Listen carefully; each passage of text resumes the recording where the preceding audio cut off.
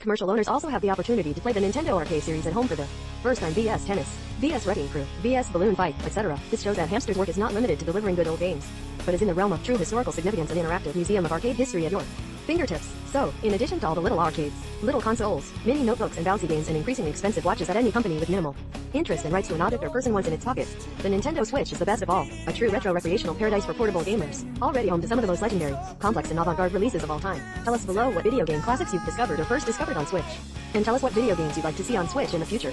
There's no doubt that Switch has the best overall representation of all arcade games on all systems today, thanks to Hamster, M2 and the various compilations mentioned in the article. Unfortunately, Sega is still ignoring most of its best arcade efforts. But yes, Switch has a fantastic collection of arcade games in general and, combined with a good arcade stick, it's a lot of fun. From classic arcade games to Nintendo exclusives, the wide range of non-SNC arcade games that were once found only in the best arcades are locked away.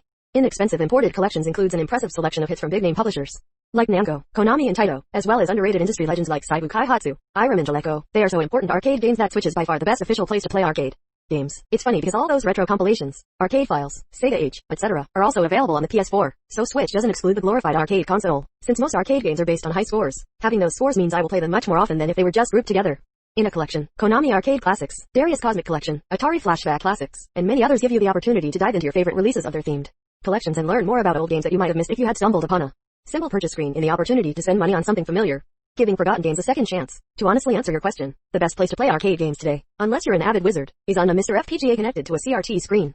I bought all the Neo Geo games and many of the classic arcade games, and it's really annoying not having a way to organize those games in folders. Saturn is still my favorite arcade game, with some shmups like Radiant Silvergun and Cotton 2, as well as Power Drift, Sega Rally, and many fighting games.